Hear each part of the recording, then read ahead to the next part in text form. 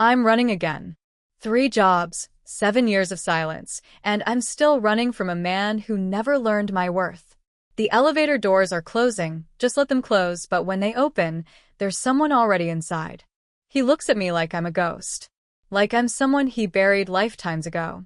And I realize, maybe I've been running toward this moment my entire life. If you've ever felt like you're disappearing while everyone watches, stay. You're not alone here. The lobby of the Meridian Grand in downtown Dallas was polished to a shine that made me nauseous. Every surface reflected back a version of myself I didn't want to see, hair escaping its ponytail, courier bag cutting into my shoulder, exhaustion written in every line of my face. I'd been running packages through this hotel for 6 months, always through the service corridors, always invisible. Today, a broken elevator meant they'd redirected me through the main entrance. Of course, because my life wasn't already balanced on a knife's edge without walking through a space where Derek might see me. The lobby stretched ahead like an execution ground. All marble columns and gold fixtures that caught the afternoon light and threw it around like accusations. The air smelled of money, that particular blend of imported flowers and confidence I'd never be able to afford. My worn sneakers squeaked against the floor, marking me as someone who didn't belong. I kept my head down, counting the distance. 18 steps to the elevator bank. Then I could disappear upstairs, deliver this envelope to the penthouse suite, collect my $40 delivery fee, and get to my evening shift at the gas station. 18 steps. I could survive anything for 18 steps. Haley. The voice stopped my heart mid-beat. That tone, smooth, entitled, with edges sharp enough to draw blood. I didn't turn around. Maybe if I kept walking, Derek would think he'd made a mistake. Maybe the universe would grant me this one mercy. Haley, wait.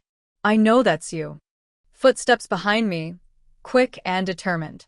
My pulse hammered against my ribs as I clutched the courier bag tighter and walked faster. 10 steps to the elevators. Just 10 more steps. Don't you dare ignore me. His hand clamped on my shoulder, spinning me around with enough force that I stumbled. Derek looked exactly as he had when I'd finally escaped 7 years ago. Styled hair, expensive suit his family's oil money paid for, pale eyes that had once fooled me into thinking they held kindness. Now they just looked cold. I'm working, I said, proud that my voice only shook slightly. Please let me go. Let you go. His laugh cut through the lobby's polite murmur. Like you let me go? Took my daughter and disappeared. Blocked my number. Refused every attempt at contact. We had an agreement, Haley. We never had an agreement. You had demands. I took a step back, trying to create space between us. I left. That's not a crime. You took your daughter. He always said your daughter. Never our daughter. Never my daughter. And you've been raising her in poverty. Do you know what people say? What my family thinks? That I let you struggle with a defective child while I don't. The word came out sharper than I intended. Don't call her that. She's blind, Haley. Because of you. Your genetics. I pressed the elevator call button once, twice, 3 times. As if repetition could make salvation arrive faster. Behind me, Derek's voice continued cataloging my failures. The familiar script he'd been reciting since Nora was diagnosed at 18 months old. How I'd ruined his life. How our daughter's disability was proof of my inadequacy. How I was an unfit mother playing at independence while living in squalor. The elevator chimed, doors sliding open with a soft whisper that sounded like mercy. I threw myself forward without looking, desperate to put metal and distance between us and the man who'd spent years convincing me I deserved suffering. My shoulder collided with something solid. Cold. Unmovable. Strong hands steadied me, caught me before I could fall, and I looked up into a face that stopped time. Pale. Sharp features that could have been carved from marble. Eyes so dark they absorbed light rather than reflecting it. He stood impossibly still, the kind of stillness that suggested he'd forgotten how to move naturally, as if motion was something he'd learned to imitate rather than something that came from breathing, from living. I'm sorry, I gasped, reaching to steady my courier bag. I didn't see. I wasn't looking. Then his expression changed. Everything about him changed. He stared at me like I'd reached into his chest and torn something vital loose. His hand, still steadying my arm, tightened with a grip that should have hurt, but instead felt almost reverent. His eyes widened, searching my face with an intensity that made my skin prickle with awareness and something else. Something that felt dangerously close to being seen. "Genevieve," he whispered. The name fell from his lips like a prayer. Like grief. Like 300 years of loss compressed into 4 syllables. "I'm not. My name is Haley." "Haley." Derek's voice shattered the moment. He was 5 feet away, fury radiating from every line of his body. "Get away from him. We're not finished talking." The stranger's gaze flicked past me to Derek. Something dark crossed his features. There, and gone so quickly, I might have imagined it. Then his hand moved, long fingers pressing the button to close the elevator doors. "Wait." Derek lunged forward, trying to catch the closing doors. But the stranger shifted, his body blocking the entrance with presence that suggested immovability. Not aggression. Just absolute certainty that Derek would not be entering this space. The doors slid shut with a soft sound that felt like the most beautiful thing I'd ever heard. Through the narrowing gap, I caught a final glimpse of Derek's furious face, his mouth moving in words I couldn't hear and didn't want to. Then, metal between us. The elevator lurched into motion, carrying us upward, and I sagged against the back wall, my legs suddenly too weak to support me. I'd done it. I'd actually escaped. For the moment, anyway. "Thank you," I managed, looking at the man who still held my courier bag with unexpected gentleness, as if my worn canvas bag contained something precious. "I'm sorry for crashing into you, and for dragging you into my mess." He studied me for a long moment, those impossibly dark eyes cataloging details with precision that felt both clinical and deeply personal.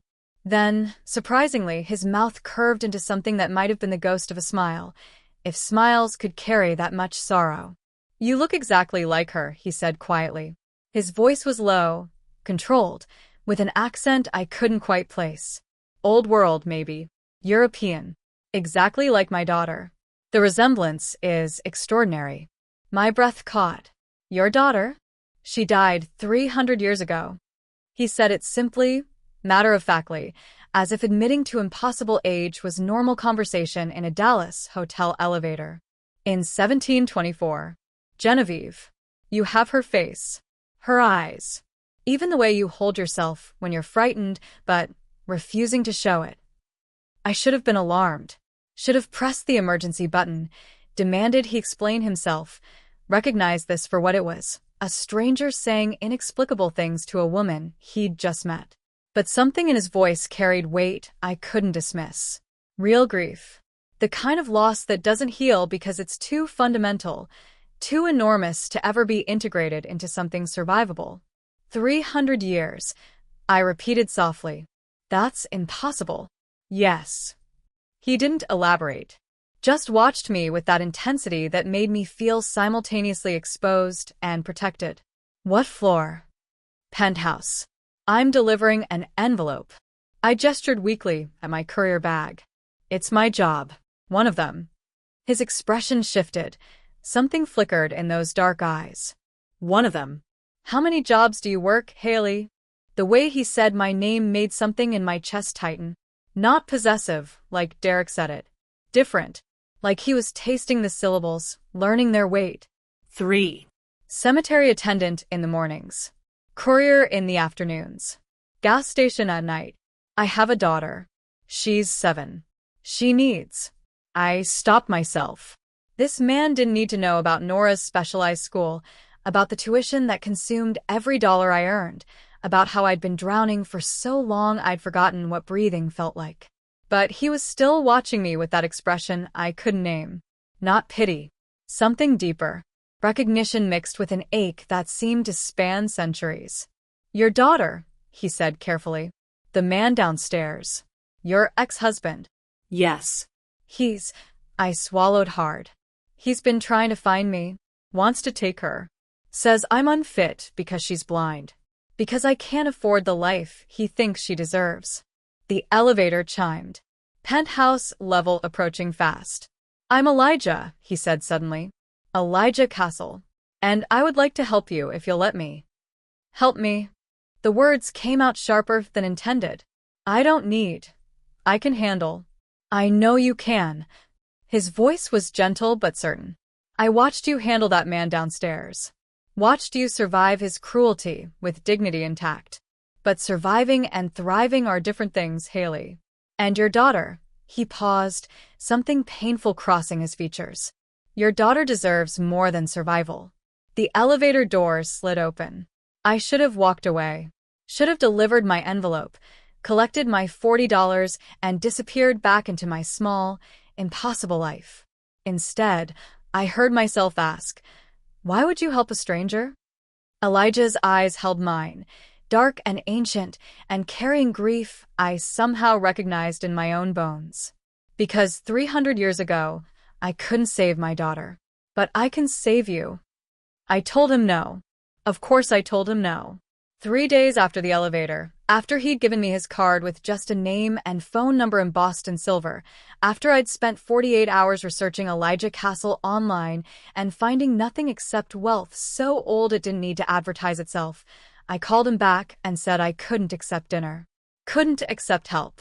Couldn't accept anything from a man I didn't know, no matter how much he looked at me like I was something holy he'd thought he'd lost forever. I understand, he'd said, his voice carrying that same ancient patience through the phone. But the offer remains open. When you're ready. When I'm ready. As if readiness was something I could afford. As if pride paid tuition bills. But I didn't call him back. I went to work at the cemetery like I did every morning, arriving before dawn to unlock the gates and prepare the grounds for the day's visitors.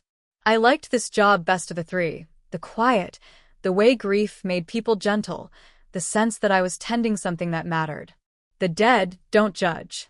They just wait, patient and silent, while the living figure out how to let go. I was trimming the grass around the old section, the graves from the 1800s with their weathered stones and forgotten names, when Derek found me. He must have been following me. Must have learned my schedule, tracked my movements with the same obsessive attention he'd once called love.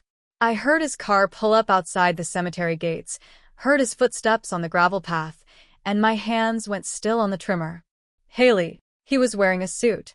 At 7 a.m. in a cemetery, he was wearing a suit like he'd dressed for court. We need to talk about Nora. I didn't turn around. There's nothing to talk about. The custody agreement is clear. You signed away your rights 7 years ago. I'm contesting it. His voice was calm, which made it worse somehow. Calm meant he'd planned this. Calm meant lawyers and legal threats I couldn't afford to fight. I have documentation. Photos of the apartment you're raising her in. Records of your work schedule, 3 jobs, Haley. You're never home. And her medical care. She has excellent medical care. I stood, finally facing him.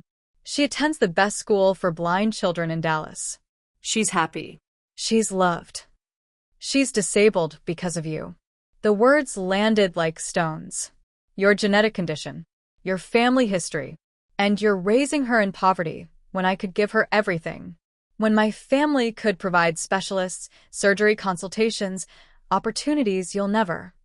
There is no surgery for her condition. My voice cracked despite my attempt at control. I've researched every option.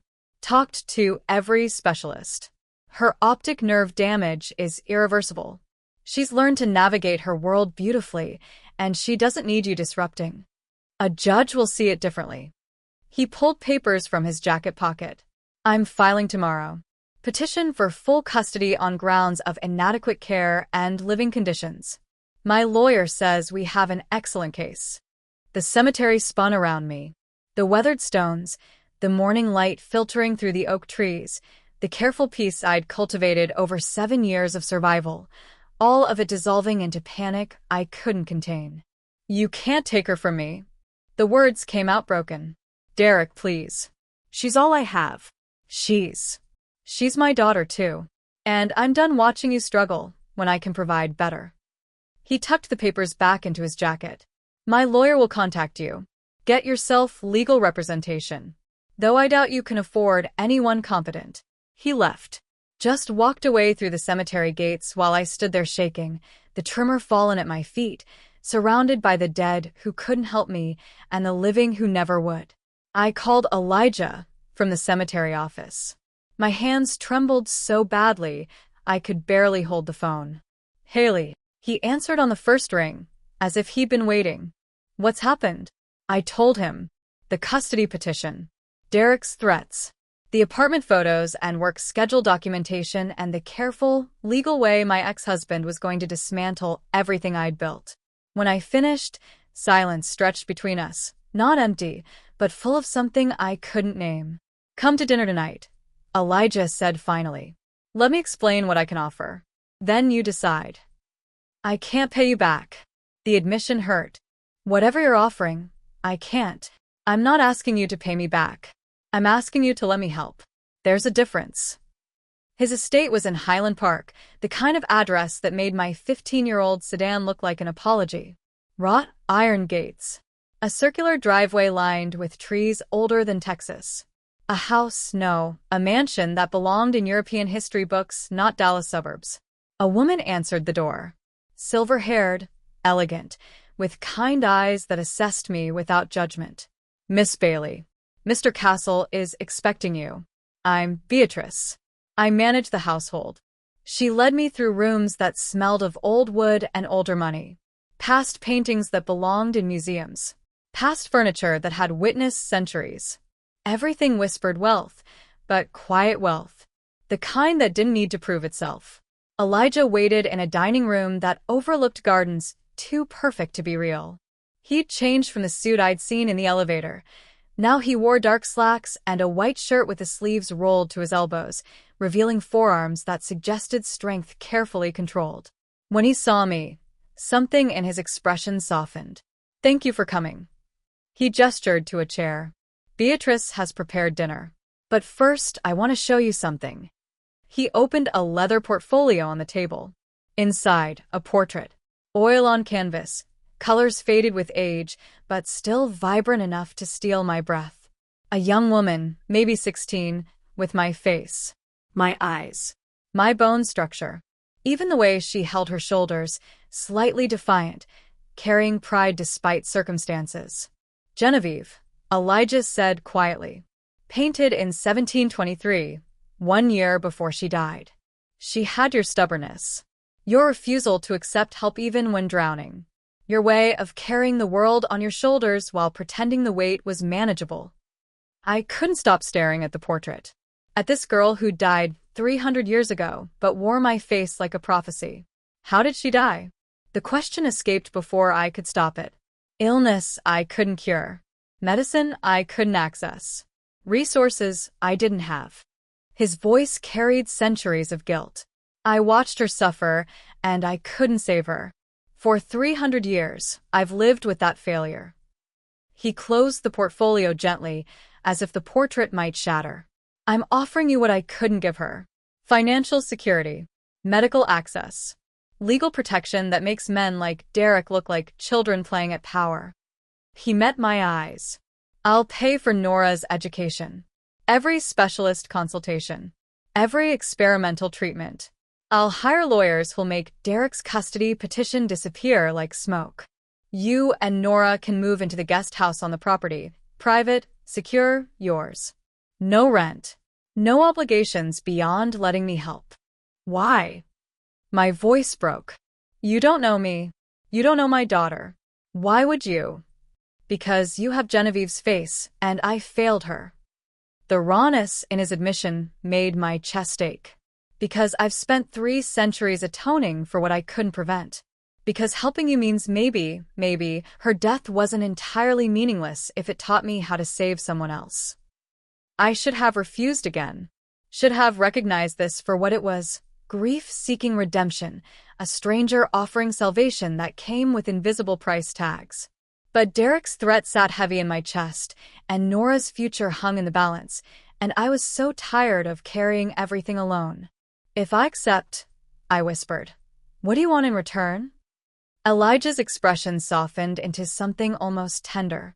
I want you to let me be the father I couldn't be 300 years ago.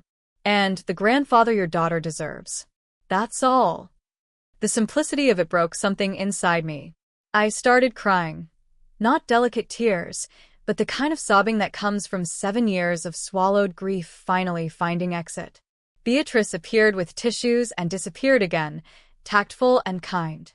Elijah sat silent across from me, patient as stone, while I fell apart in his dining room. When I could finally speak, I said, "Okay. Yes. For Nora. I'll accept your help." And for the first time in 7 years, I stopped running. The first time Elijah picked Nora up from school, I wasn't prepared for how it would feel to watch someone care for her without resentment. I'd planned to do it myself. I always did, racing from the cemetery to the Institute for Exceptional Children, arriving breathless and apologetic for being late again. But Elijah had asked, so carefully, if he might be allowed. If Nora might accept his presence. If I could trust him with the most precious thing in my world. I'd said yes, because saying no felt like admitting I didn't believe his offer was real. That any moment he'd wake up and realize grief wasn't enough reason to help strangers. I waited at the guest house.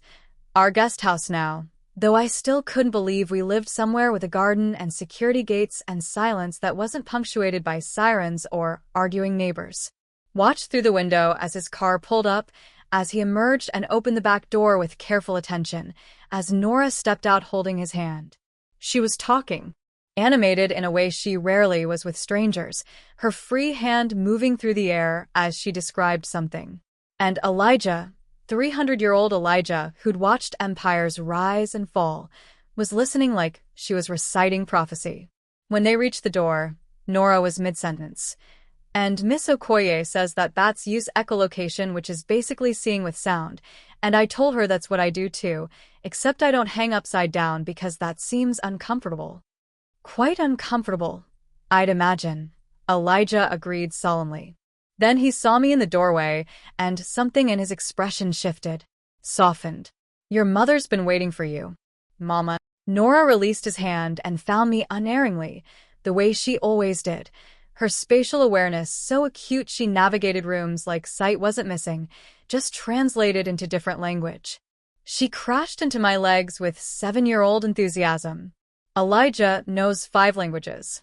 5. And he said he'd teach me French if you say it's okay. I looked over her head at the man who'd somehow, in 2 weeks, become woven into our lives with such gentleness I'd barely noticed the integration. That's very generous. It would be my pleasure. He said it simply, but his eyes held that weight I was beginning to recognize. The look that said, let me do this. Let me give her what I couldn't give Genevieve. He came every afternoon after that. Sometimes to pick Nora up, sometimes just to read to her in the garden while I finished my cemetery shift. He'd offered to help me quit all 3 jobs, but I'd kept the cemetery because I needed something that was mine, something that wasn't charity or grief-driven rescue. He read her classics in English, then in French as he'd promised, then in Italian because Nora asked, and he'd lived through the language's evolution. I'd watch from the guest house window sometimes, this ancient being sitting cross-legged on the grass with my blind daughter, reading to her like time was infinite, and she was the only thing in it worth attending to. He never looked impatient when she interrupted with questions. Never suggested her disability, made her less. Just treated her like she was exactly what she was, brilliant, curious, deserving of every opportunity. It was during one of these afternoons that Derek found us. I was in the main house's kitchen with Beatrice, learning to make bread because she'd noticed I never had time to learn things that weren't survival. Through the window, I saw Derek's car pull up to the gate, saw him get out when security stopped him, saw him start shouting. My blood went cold. He'd found us. Somehow he'd tracked us here. I was halfway to the door when Elijah appeared, moving with that unnatural grace he usually kept carefully hidden. Stay here, he said quietly. Not a command. Just certainty that I shouldn't witness what came next. But I followed anyway, staying on the porch while he walked down the long driveway to where Derek stood outside the gates, red-faced and furious. You think you can hide her from me? Derek's voice carried across the manicured lawn. You think some sugar daddy with money makes you fit to raise my daughter? Your daughter. Elijah's voice was so low I barely heard it, but something in his tone made Derek take a step back. The child you abandoned 7 years ago. The child you called defective. That daughter? I have rights. Legal rights. And who the hell are you two? I'm the man ensuring Haley and Nora have resources you'll never touch. Elijah moved closer to the gate, and there was something in the way he stood, something that suggested power deeper than money, older than law. You filed a custody petition. It's been withdrawn. Your lawyer received information this morning about harassment patterns, financial instability, and certain business dealings your family would prefer remained private. Derek's face went white. You can't. How did you? I've lived a long time, Derek. The way Elijah said his name made it sound like an insult. Long enough to know how to make problems disappear. You'll leave Haley alone. You'll abandon any claim to Nora. And if you ever come near this property again, he paused, and something flickered across his features. Something cold. You'll discover exactly how old my patience is. I couldn't see Derek's expression from where I stood, but I watched his body language change. Watched him recognize something in Elijah that transcended money or lawyers or conventional power. Watched him get back in his car and drive away with a speed that suggested fear. Elijah stood at the gate for a long moment after Derek left, his shoulders rigid, before turning back toward the house. When he saw me on the porch, his expression shifted. Opened. Became vulnerable in a way that made my chest ache. I'm sorry you witnessed that, he said when he reached me. I'd hoped to handle it more discreetly. What did you do? I whispered. What information did you give his lawyer? Nothing untrue. Just comprehensive. He studied my face with that intensity one still wasn't accustomed to. He won't bother you again. I promise you that. I should have been afraid of what he'd done, what he was capable of doing. Instead, I felt something close to relief. 7 years of fighting alone, and this man had ended it in 5 minutes with nothing but presence and certainty. Why? The question escaped before I could stop it. Why does helping us matter so much to you? Elijah looked toward the garden where Nora was playing, her hands moving over the flowers Beatrice had planted specifically for their texture and scent. Because Genevieve was 7 when I realized she was extraordinary. 7 when she first asked me questions that had no answers. 7 when I understood being her father was the greatest gift I'd ever receive. His voice broke slightly. And 300 years hasn't diminished that. Hasn't made me forget what it feels like to love a child that purely. Something crystallized in my chest. Understanding I'd been avoiding. He wasn't helping us because I looked like his daughter. He was helping us because we'd given him permission to be what he'd lost. Father. Protector. Someone who mattered beyond his own survival. She loves you, I said softly. Nora. She asks about you when you're not here. Plans things she wants to tell you. His expression nearly shattered. I don't deserve that. Maybe not. But you have it anyway. 2 days later, Elijah appeared at the guest house after Nora was asleep, carrying papers he handled like they contained something precious. I need to tell you something, he said. And I need you to hear it completely before you respond. I sat down, suddenly nervous. This felt different. Waited. I have connections to medical research. Laboratories that explore experimental treatments for conditions mainstream medicine has abandoned. He set the papers on the table between us. There's a procedure. Still in trials, but showing remarkable success. For optic nerve regeneration. The world stopped. That's impossible. I've researched everything. There's no treatment for. There wasn't. There is now. He pushed the papers toward me. Clinical trials begin in 3 months. Nora qualifies. If you approve, I can secure her position. I couldn't breathe. Couldn't process what he was offering. 7 years of being told nothing could be done. 7 years of learning to accept that Nora would never see my face. And now, what's the risk? My voice shook. What could go wrong? Minimal risk of rejection. Slight chance of no improvement. But no risk of making her condition worse. He watched me carefully. I wouldn't offer this if I believed it could harm her. But it's your decision. Only yours. I looked at the papers, medical terminology and statistics, and hope I'd stop believing in. If this works, I whispered, if she could see, she'd see you. Elijah's voice was gentle. She'd see the mother who's fought for her every single day. The woman who worked 3 jobs and refused to give up and loved her so fiercely that pride nearly destroyed you both. I started crying again. Seemed like I did that a lot now. Cried in front of this man who'd seen centuries, but still looked at my tears like they mattered. I don't know how to thank you. Then don't. He reached across the table, his hand covering mine. Cool skin against warm. Just let me be here. That's all the thanks I need.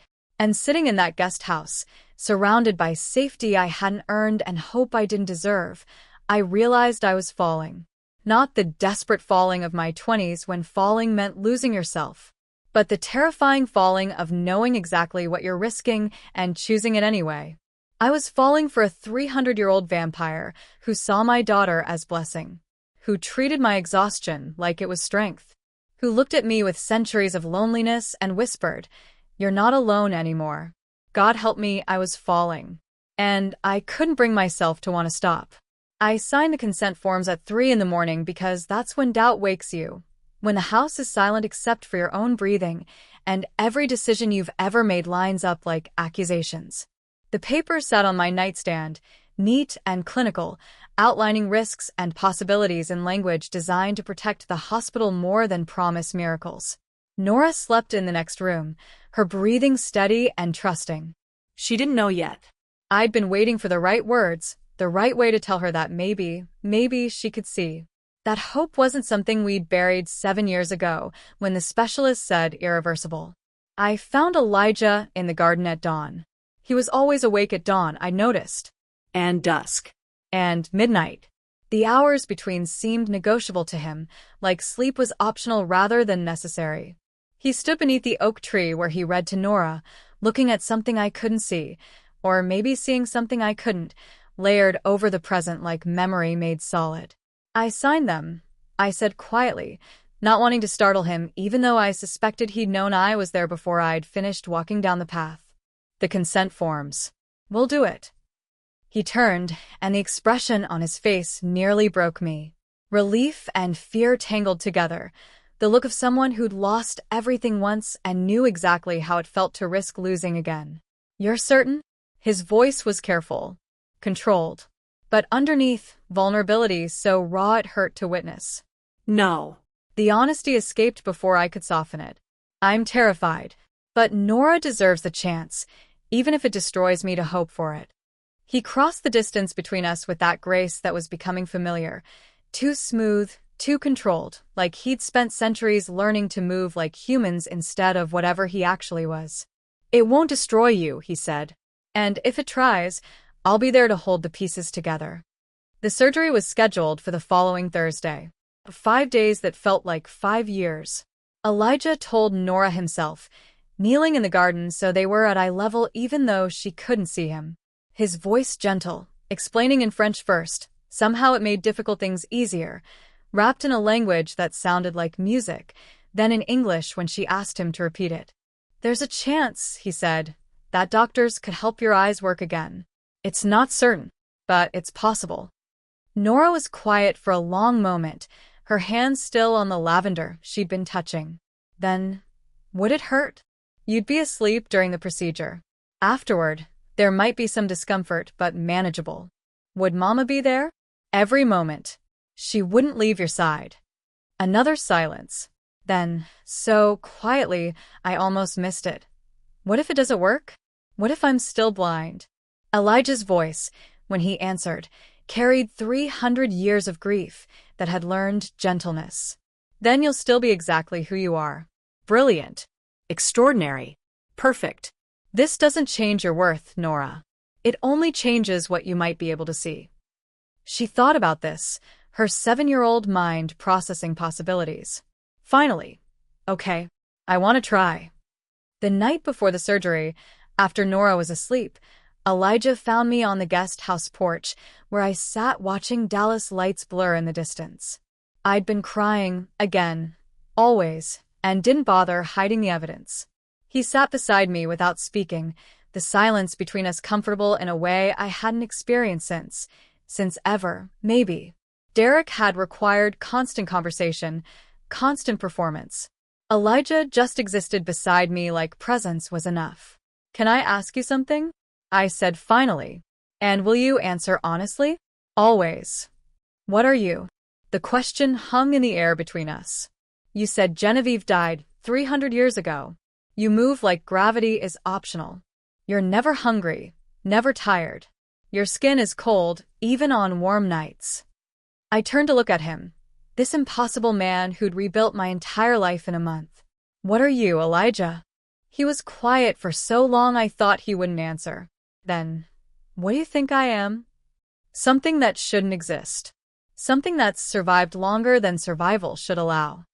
I paused. "Something that's been alone for a very long time." His expression shifted, pain and recognition. Yes. "All of that. Are you going to hurt us?" The question should have come earlier. Should have been asked before I let him into our lives, into Nora's heart. But I already knew the answer. Never. The certainty in his voice was absolute. "I'd burn the world down before I let harm touch either of you." I believed him. Maybe that made me naive or desperate or stupid. But I believed him the way you believe gravity, not because you understand the mechanics, but because you've never known it to fail. "I don't care what you are," I said softly. "I care who you've chosen to be." Something in his eyes cracked open. "Haley, you've given us everything. Safety. Hope. A future I thought we'd lost." My voice shook. "And you've asked for nothing except to be allowed to care. Do you know how rare that is? Do you know what it's like to be wanted without owing anything? I know what it's like to want so desperately it becomes grief." He looked at me with those ancient eyes. 300 years, Haley. 300 years of walking through a world that kept changing while I stayed frozen. And then you crashed into an elevator, terrified and defiant, and for the first time since 1724, I remembered what it felt like to matter. I reached for his hand, cold skin, steady grip, and held on like he was the only solid thing in a world that wouldn't stop spinning. "You matter," I whispered. To Nora. To me. "You matter so much I don't know how I survived before you." We sat like that while Dallas breathed around us, two people who'd found each other through impossible circumstances and decided surviving alone was overrated. The surgery took 6 hours. They'd warned us it might take 8, so when the doctor emerged after 6, I nearly collapsed from adrenaline and fear. "The procedure went perfectly," Dr. Okonkwo said, her dark eyes warm with cautious optimism. "Better than expected. But we won't know if the nerve regeneration is successful until we remove the bandages. 2 weeks minimum. 2 weeks of waiting. 2 weeks of hope suspended like glass about to shatter." Nora recovered in a private suite Elijah had arranged, all soft colors and careful quiet. She was brave in the way children are brave, accepting discomfort without complaint because adults had promised it mattered. I stayed beside her bed, holding her hand, whispering stories and promises I prayed I could keep. Elijah appeared every evening after sunset. Always after sunset, I'd noticed, bringing books and soft blankets and his steady presence that made the hospital room feel less like waiting and more like healing. It was during one of these visits that Beatrice called with news. Derek had attempted to visit the school, claiming parental emergency. Security had stopped him. When he tried to force his way past, police had been called. "They found a warrant," Beatrice said carefully over the phone. "Something about unpaid business debts and financial fraud. He's been arrested." I looked at Elijah, who sat reading French poetry to Nora in low tones. He met my eyes briefly, expression neutral, before returning to the book. Later, when Nora slept, I confronted him. "You did that. The warrant. The fraud charges." I ensured existing violations were properly documented and prosecuted. His voice was calm. Derek was already guilty. I simply made sure the consequences caught up to him. "You destroyed him. I protected you. There's a difference." He set down the book. He was never going to stop, Haley. Men like him don't learn. They escalate until someone makes them stop. I should have been horrified by how easily he dismantled Derek's life. Instead, I felt something dangerously close to relief. 7 years of fear, ended by a man who'd lived long enough to know exactly where power lived and how to wield it. I don't deserve this, I whispered. Don't deserve you, or this help, or… Stop. He crossed to me, his hands gentle on my shoulders. You deserve everything. Safety. Peace. A daughter who might see your face. Love that doesn't demand you earn it. His voice dropped. You've spent so long being told you deserve suffering that you've forgotten you never did. That it was always a lie. I broke then completely. Sobbed in his arms while hospital machines beeped their steady rhythm and Nora slept, and somewhere in Dallas my ex-husband was finally facing consequences. And Elijah held me, this ancient thing that shouldn't exist, whispering in languages I didn't understand that somehow sounded like forgiveness. 2 more weeks, he murmured against my hair. Then we'll know. And whatever happens, you're not alone anymore. I promise you that. I believed him. God help me, I believed him. And for the first time in 7 years, I let myself hope that believing might actually be enough. The 2 weeks passed like centuries compressed into heartbeats. Every morning I woke up thinking, today might be the day. Every evening I fell asleep thinking, tomorrow might be the day. Nora wore her bandages with 7-year-old patience that broke my heart, asking when, asking how much longer, asking if I thought it worked while her small hands gripped mine like I held answers I didn't have. Elijah was there for all of it. The waiting, the doubt, the 3 a.m. panic attacks when I'd wake up convinced we'd made a terrible mistake, that hoping was the cruelest thing I'd ever done to my daughter. He'd find me in the guest house kitchen, tea already steeping because somehow he always knew, and he'd sit with me until dawn made the fear manageable again. What if it didn't work? I asked him one of those mornings, my voice raw from crying I'd tried to keep quiet. What if we put her through all of this and she's still blind and I've just taught her that hope is something that breaks you? Then we'll teach her that trying was brave anyway. His voice was steady, certain. And that her worth was never tied to her sight, that she was perfect before, perfect during, perfect after. You make it sound simple. It is simple. Loving her is the simplest thing I've done in 300 years. He paused, something vulnerable crossing his features. Loving both of you is the simplest thing I've done in 300 years. I couldn't respond, couldn't process what he was offering, what he'd been offering all along, wrapped in protection and medical procedures and quiet presence that never asked for acknowledgement. The morning of the bandage removal, I threw up twice before we left for the hospital. Elijah drove. I was shaking too badly to hold the wheel steady, while Nora chattered nervously in the back seat about whether colors would look like she imagined them, whether the sky was really blue or if that was just what people agreed to call it. Dr. Okonkwo met us in the same examination room where she'd first delivered hope packaged in careful medical language. How are we feeling? She asked Nora, her voice warm. Scared, Nora admitted. But excited. Is that okay? To be both. That's more than okay. That's exactly right. The doctor looked at me.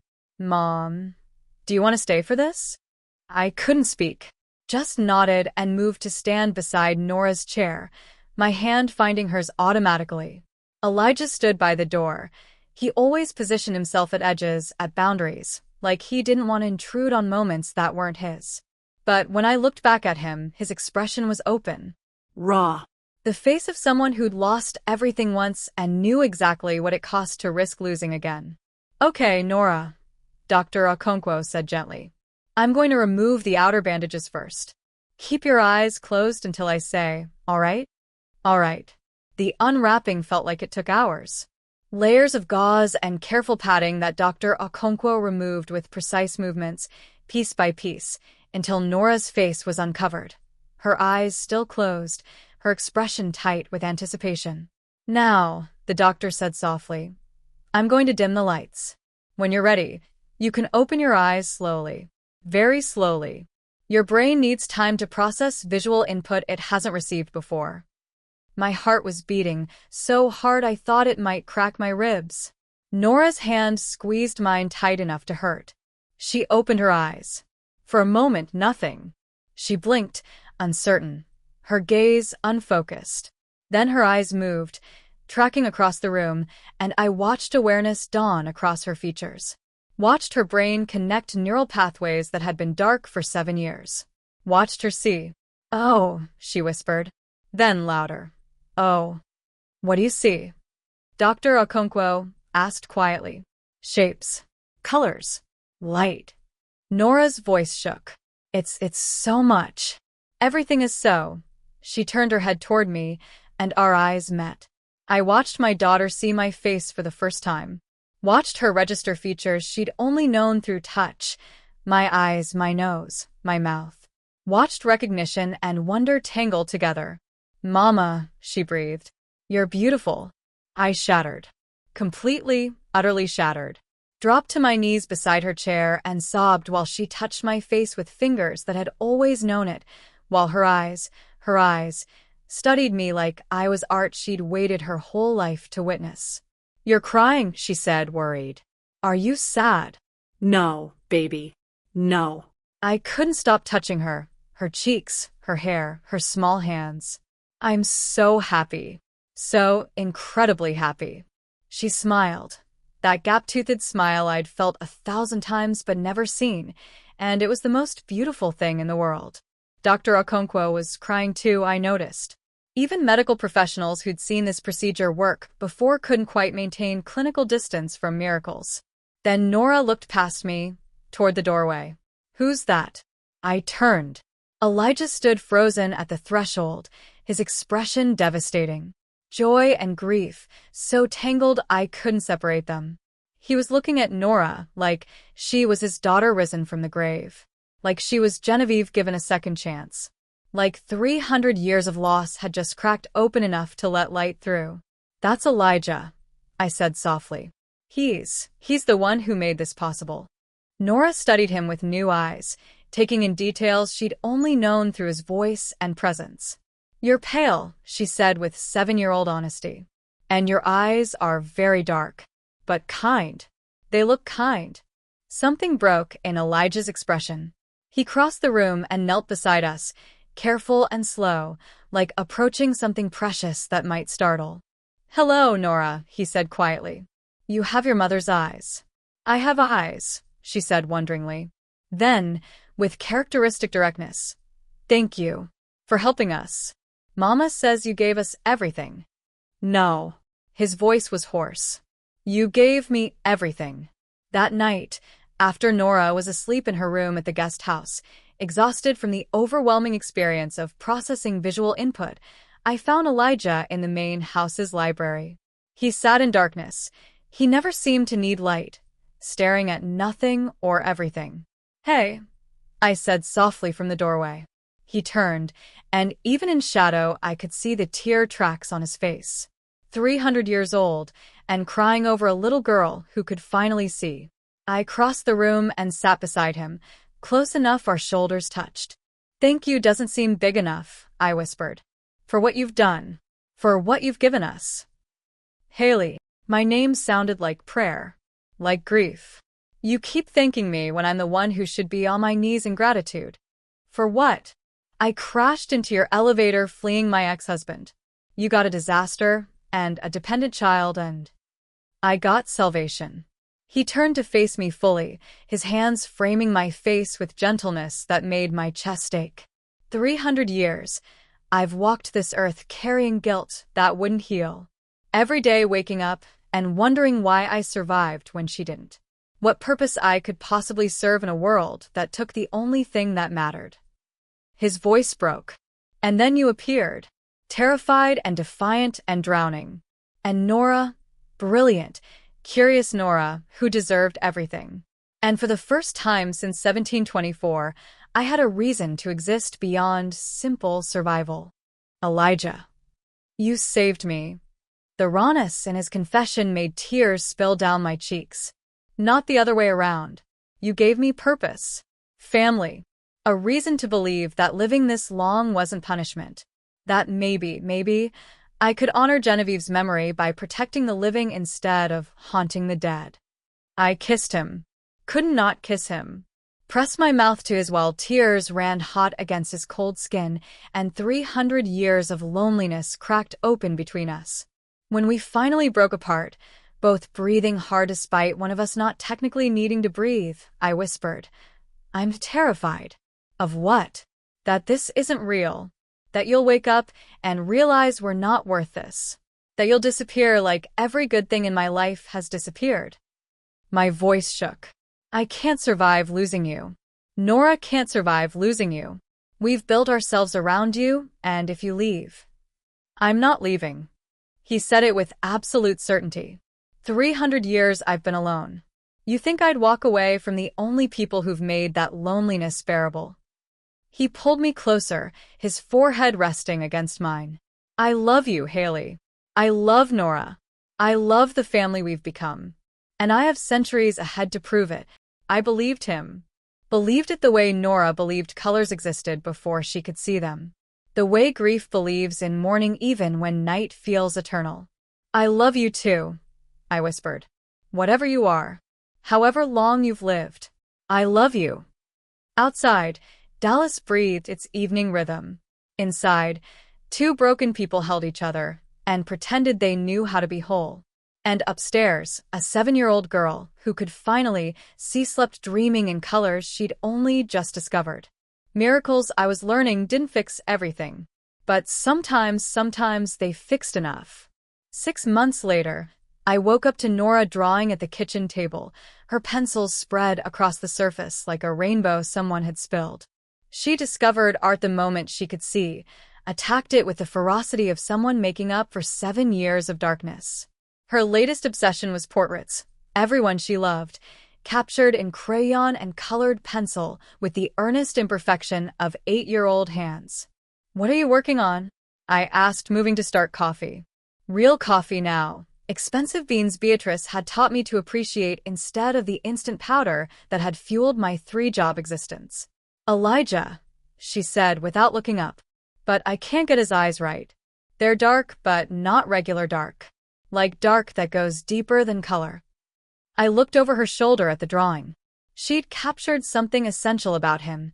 The stillness, the old soul quality that lived in his posture even when he was reading her picture books. That's beautiful, baby. He's teaching me Italian today. She added careful shading to the figure's coat. Says it's the language of art, and I should know it if I'm going to be a painter. When had that become our life? When had specialized language lessons and art supplies and security become so normal I'd stopped flinching every time something good happened, waiting for it to be taken away? I still worked at the cemetery. Only job I'd kept, and only mornings now. Elijah had offered, quietly, carefully, to cover everything so I wouldn't have to work at all. But I'd refused. Not out of pride this time, but because I discovered I actually loved tending the dead.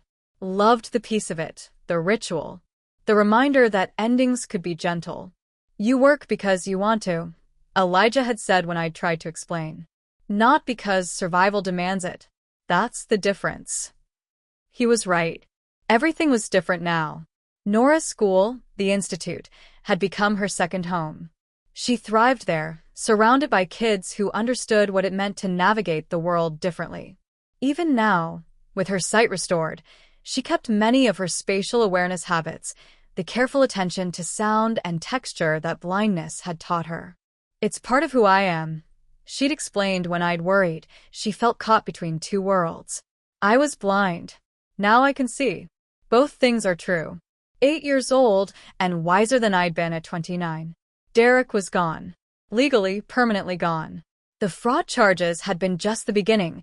Elijah's investigators had uncovered years of financial malfeasance, and my ex-husband was currently serving 18 months in a minimum security facility that his family's lawyers had negotiated down from something much worse. I'd stopped feeling guilty about it around month 3, when I'd realized Nora never asked about him, never wondered, never seemed to register his absence as loss. Bad people make good lessons, she'd said once, with the philosophical clarity of someone too young to carry that kind of wisdom. Elijah says sometimes we meet darkness, so we know how to recognize light. Elijah said a lot of things. Taught her languages and history, and how to see art in everything. Read to her every evening in whichever language she requested, French when she was tired, Italian when she was feeling dramatic, English when she wanted comfort. Took her to museums and galleries and the arboretum where she could draw trees. Somewhere along the way, he'd stopped being the man who'd saved us and started being simply family.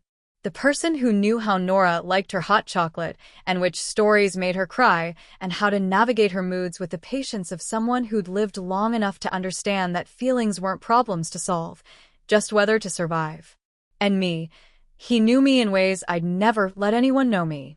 Knew my 3 a.m. fears and my cemetery stories and the way I still sometimes woke up expecting to be back in that apartment with $40 and 3 jobs and no way out.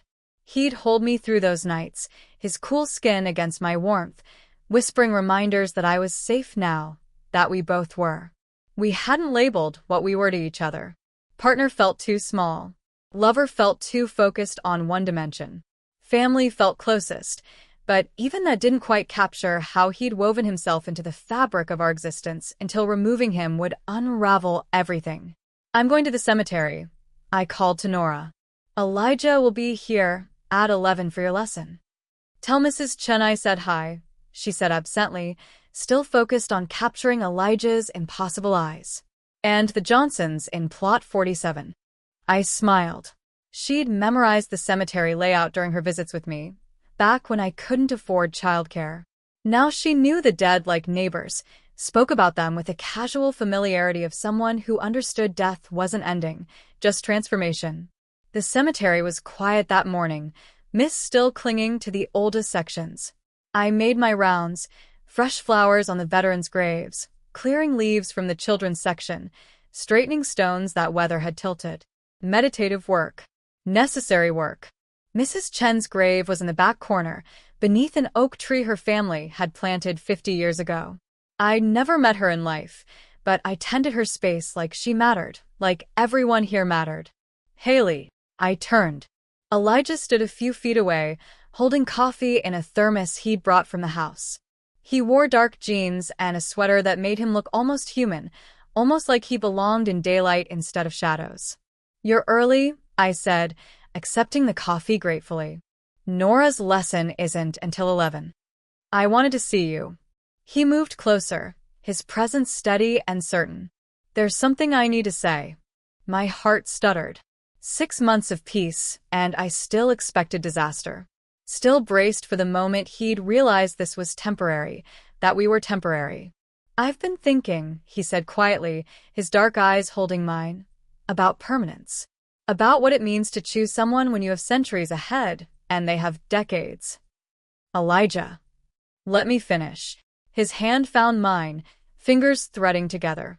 "For 300 years, I've watched people I cared about age and die. Kept my distance because attachment meant inevitable loss. I told myself loneliness was safer than grief. And now," my voice barely worked, "now I understand that grief is just love that has nowhere to go." His free hand came up to cup my face. "I'm going to lose you someday. Maybe in 50 years, maybe in 60.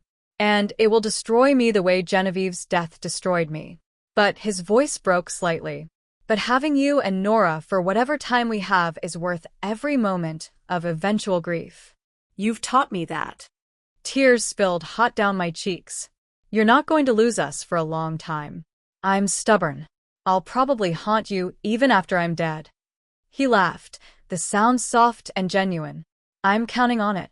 We stood there among the dead, two people who'd found each other through impossible circumstances and decided that maybe love didn't have to make sense, didn't have to be safe, just had to be chosen every day. "I spent 7 years running from Derek," I said finally. "Running from abuse and control and everything that made me small. And what saved me wasn't running away, it was running into you. Running into someone who'd been waiting 300 years to see his daughter's face again. Someone who knew what it meant to love without conditions." "You saved me too," he whispered. "Gave me family when I'd forgotten what that felt like. Purpose beyond simple survival." I kissed him there in the cemetery, surrounded by endings that had learned to be peaceful. When we broke apart, He was smiling, really smiling, the kind that reached his ancient eyes and made them look almost young. "We should get back," I said. "Nora's going to want to show you her drawing. She's been working on it all morning." "Is it another portrait?" "Of you." She says. Your eyes go deeper than color. His expression softened into something that looked like wonder. She's not wrong. We walked back through the cemetery gates, his hand in mine, heading toward a house that had become home, and a child who taught us both that families don't have to be born. They can be chosen, resurrected from grief that refused to die. Some love stories are about finding yourself. Others are about finding someone who reminds you that you were never actually lost, just waiting for the right person to see you. Ours was about two people and a child learning that accepting love isn't weakness. That letting someone help you doesn't mean giving up yourself. That the bravest thing you can do is stop running and let someone catch you. And when they catch you, when they hold you with hands that have held centuries of loss, you hold back just as hard. Because some families are born, and some are resurrected by grief that learned, finally, how to become joy. There are others like me in Dallas. Women who thought they knew the limits of their endurance until something older than memory recognized them. We don't talk about it in daylight. But at night, when the city shifts and the cemetery gates close, we understand. Some rescues don't come from the living. And some families are born from grief that refuse to let go. If you felt something break open inside you while listening, if you recognized yourself in the spaces between words, these stories exist for you. Women like us. Moments like this. They're easy to lose if you forget to hold on.